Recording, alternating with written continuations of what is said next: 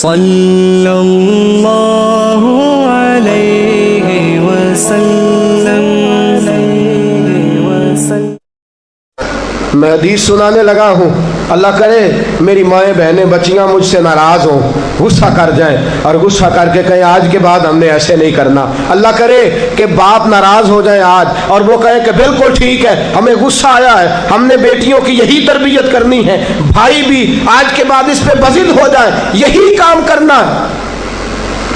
حضور نے فرمایا جو بیوی اپنے شوہر کے کپڑے دھوئے گی، کیسے خوبصورت جملے ہیں، فرمایا جس نے اپنے شوہر کا ایک جوڑا دھویا اللہ اس کو 1000 نیکی عطا فرمائے گا۔ کیا کیا اس نے جی؟ اور اگر 4 دھوئے تو، اور اگر 10 دھوئے، جس بی بی نے ایک جوڑا خامد کا دھویا 1000 نیکی ملے گی۔ فرمایا اللہ 2000 گنا معاف فرما دے گا۔ اور جس بی بی نے ایک جوڑا اپنے خامد کا دھویا، میرے رسول پاک صلی اللہ تعالی علیہ وسلم فرماتے ہیں اللہ اسے اپنے قرب کا 1000 درجہ عطا فرمائے گا۔ جس نے ایک جوڑا اپنے خامد کا دھویا، سید عالم صلی اللہ تعالی علیہ وآلہ وسلم نے فرمایا عورتیں گلہ کرتی ہیں شوہروں کا، شکوہ کرتی ہیں۔ میں پھر عرض کرتا ہوں، میری حیثیت ایک ناقل کی ہے، بہت سی غلطیاں، بہت سی کوتاہیاں زندگی کا حصہ ہیں، ایک ناقل ہوں، بات پڑھتا ہوں آگے بیان کر دیتا ہوں۔ میں جدوں دی تیرے گھر آئیاں سکھ ویکھیا ہی نہیں، جب جد دی تیرے ال آئیاں نا تب وہ دیکھو کتنا اعلیٰ ہے، وہ اس کی بیوی کتنی۔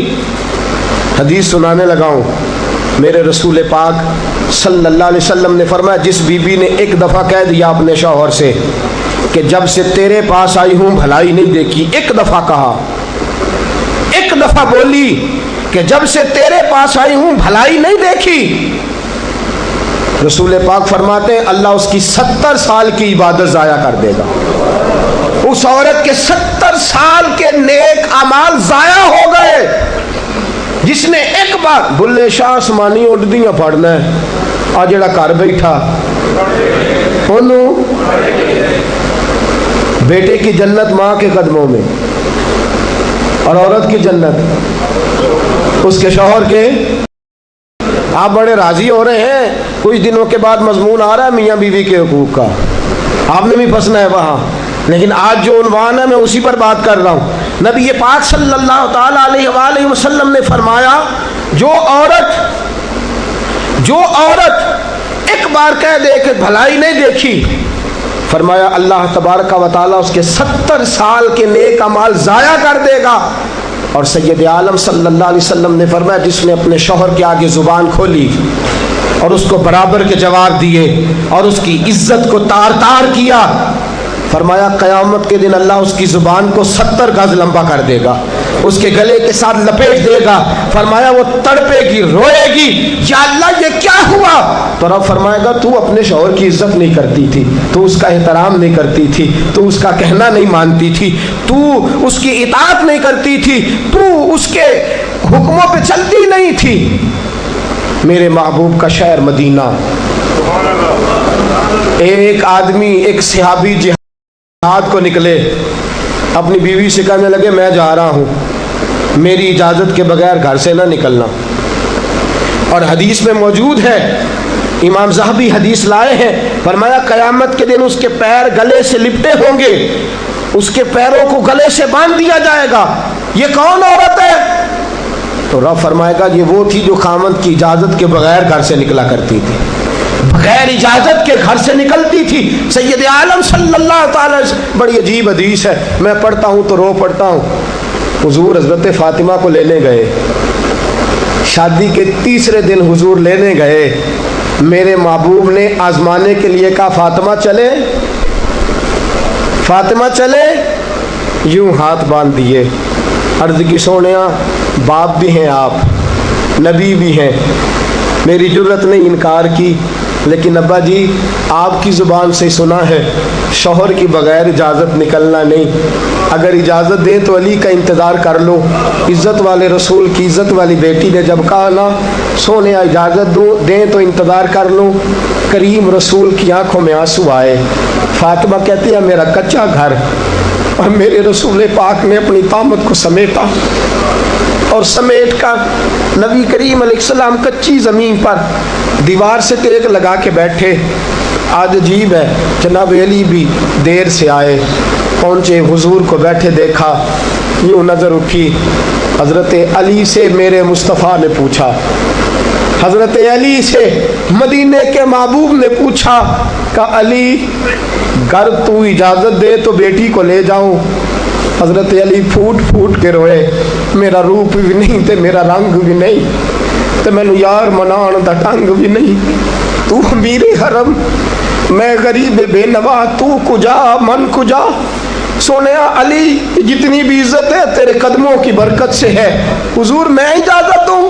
فرمایا فاطمہ کو میں نے سکھایا ہے, اور فاطمہ کہتی ہے جب تک علی نہیں آئیں گے میں جاؤں گی نہیں.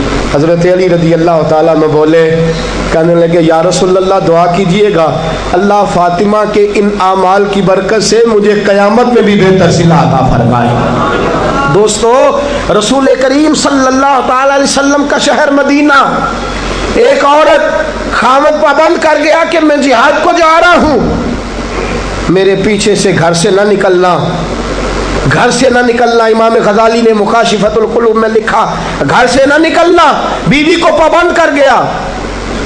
4 گلیاں چھوڑ کے اس کا باپ رہتا ہے عورت کا, پیغام آیا تیرا باپ بیمار ہے. جو بیٹی کو باپ سے محبت ہوتی ہے کوئی پیمانہ ہی نہیں کہ کوئی ناپ سکے, کوئی ترازو نہیں کہ کوئی تول سکے. بیٹی باپ کے سینے پہ چڑھتی ہے تو لگتا ہے اللہ نے ساری رحمتیں اڈیل دی ہیں, سارا کرم آ گیا ہے. بیٹی کو دیکھ کے تھکاوٹیں اترتی ہیں. بیٹی ایک ایسا رشتہ ہے کہ باپ جڑا رہتا ہے بیٹی سے. بیٹی کو پیغام آیا کہ تیرا باپ بیمار ہے.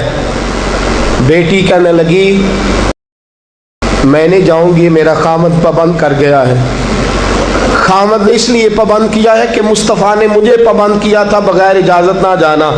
ٹیلی فون ہے کوئی نہیں خامد کو کر لوں, خبر مجھے کوئی نہیں وہ کس میدان میں جہاد کر. جاؤ میرے مصطفیٰ سے پوچھو جاؤں کہ نہ جاؤں. توجہ ہے, باپ بیمار ہے, باپ پوچھو جاؤں کہ نہ جاؤں. رسول پاک نے فرمایا اس سے کہو خامد کی اطاعت کرے گی تو اللہ بہتری جزا عطا فرمائے گا. باپ بیمار ہے, خامد کی اطاعت کرے گی تو جزا بہتر ملے گی. 2 دن کے بعد پھر پتہ چلا باپ زیادہ بیمار ہو گیا.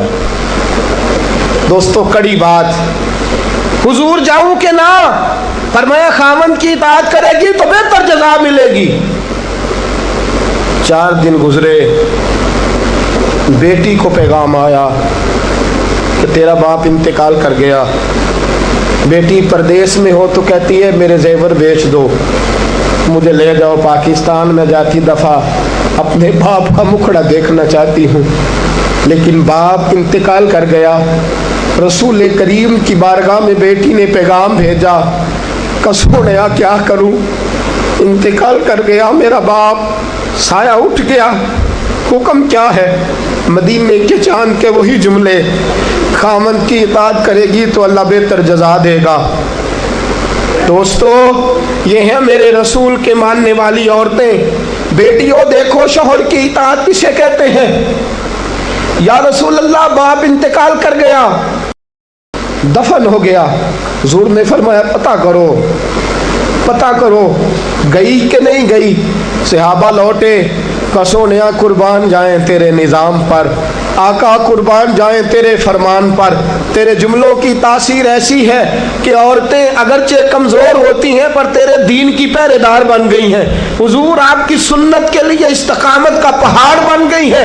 حضور وہ گئی نہیں, کائنات کے امام نے ہاتھ اٹھائے, رسول پاک نے ہاتھ اٹھائے, اور صحابہ فرماتے ہیں آج اس عورت کے مقدر جاگے. چند آنسو حضور کے گرے, اور پھر چہرے پہ ہاتھ پھیر کے فرمایا جاؤ اسے جا کے خوشخبری دے دو, تو نے اپنے خامد کی اطاعت کی ہے, تیری اس فرما برداری کی وجہ سے اللہ نے تجھے بھی بخش دیا ہے، تیرے باپ کی بھی بخشش فرما دی ہے۔ تو نے خاوند کی اطاعت کی تو بھی بخشی گئی۔ عورتیں، میں نے ایک حدیث پڑھی، خدا کی قسم اٹھا کے کہتا ہوں، حدیث پڑھی اور پھر میں نے کتاب بند کر دی۔ میں نے کہا اس سے آگے میرے اندر ہمت ہی نہیں ہے، میں پڑھ ہی نہیں سکتا۔ میں نے جیسے کہا کہ پہلے تو صحابہ کرام میں اہل بیت کو ہم معصوم نہیں مانتے، ان سے جو کوتاہیاں ہیں وہ بھی ہماری اصلاح کے لیے ہیں تاکہ ہمیں توبہ کے طریقے سمجھ میں آ جائیں۔ عزیز دوستو، میرے محبوب کی شہزادی، بس رسول اللہ صلی اللہ علیہ وسلم کی شہزادی سیدہ فاطمہ محبوب پاک کی بارگاہ میں آئیں، رنگ اڑا ہوا ہے، آنکھیں رو رو کے تھکی ہوئی ہیں۔ محبوب کی شہزادی در رسول پہ آئی، آ کے حضور کے سامنے کھڑی ہوئی، کہا یا رسول اللہ صلی اللہ علیہ وسلم، حضور آج میں بڑی الجھن میں پھنس گئی تھی، آقا آج میں بڑی پریشان ہو گئی تھی۔ حضور نے فرمایا کیا ہوا؟ کہا یا رسول اللہ میں اور علی باتیں کر رہے تھے، باتیں کرتے کرتے بات بڑھنے لگی، حضور مجھ سے کوئی ایسا جملہ نکل گیا، علی ناراض ہو گئے، مجھ سے بات ہو گئی۔ دوستو، درۃ الناصحین میں صاحب درۃ الناصحین لکھتے ہیں، کہا علی ناراض ہو گئے۔ سیدہ فاطمہ فرماتی ہیں میں نے 70 چکر لگائے علی کے کمرے کے۔ کتنے؟ بیٹیوں، خامند کی اطاعت میں تمہاری جنت ہے، اور ماں باپ بھی ذرا خیال کرے، مائیں بھی ذرا خیال کرے۔ میرے رسول پاک نے فرمایا جو کسی عورت کو اس کے خامند کے خلاف بھڑکاتا ہے، جو کسی عورت کو اس کے خامند کے خلاف بھڑکاتا ہے، اللہ اسے جنت کی خوشبو بھی عطا نہیں کرے گا۔ چاہے اماں ہی مشورے دے رہی ہو، چاہے کوئی مشورہ دے رہا ہو، خامند کے خلاف جو بھڑکاتا ہے۔ سید عالم صلی اللہ علیہ وسلم کی صاحبزادی کہتی ہے میں نے 70 چکر لگائے، سونیا میں نے علی کو راضی کیا، حضور علی راضی ہوئے ہیں تو خبر دینے آئی ہوں، بس اس سے زیادہ بڑی بات اور نہیں مل سکتی۔ دل کے کان کھولنا، ذرا جاگنا، ذرا اٹھنا، ذرا ٹیک چھوڑنا، ذرا غور کرنا، یہ کیا جملے بول دیے میرے رسول نے۔ حضور نے فرمایا فاطمہ، یہ وہ فاطمہ ہے کہ جو جنتی عورتوں کی سردار ہے، یہ وہ فاطمہ ہے جن کا دوپٹہ اگر کبھی واضح ہو جائے تو سورج منہ چھپا کے نکل جائے، یہ وہ فاطمہ ہے کہ صبح قیامت آواز آئے گی، نبیوں ولیوں غوثوں کتبوں ابدالوں گردنیں جھکا لو، نظریں بند کر لو، محمد کی بیٹی فاطمہ کی سواری گزرنے والی ہے۔ الفاطمہ تو بدعت منی، الفاطمہ تو سیدۃ النساء اہل الجنہ۔ حضور نے فرمایا فاطمہ تو نے اچھا کیا، علی کو راضی کر لیا، اگر علی تجھ سے ناراض رہتے اور تیرا انتقال ہو جاتا، حضور فرماتے ہیں فاطمہ میں تیرا جنازہ نہ پڑھتا۔ فرمایا میں اس سے بڑی بات کہاں سے لاؤ گے، اس سے بڑا فکرہ کہاں سے لاؤ گے؟ فرمایا فاطمہ میں تیرا جنازہ نہ پڑھتا اس لیے کہ تو مولا کائنات کی بیوی ہے، اگر تجھ سے علی ناراض رہتے۔ اور پھر میرے حبیب نے فرمایا جس کا خامند اس سے راضی ہوتا ہے اس کا اللہ بھی اس سے راضی ہوتا ہے۔ پھر اپنی بیٹی کو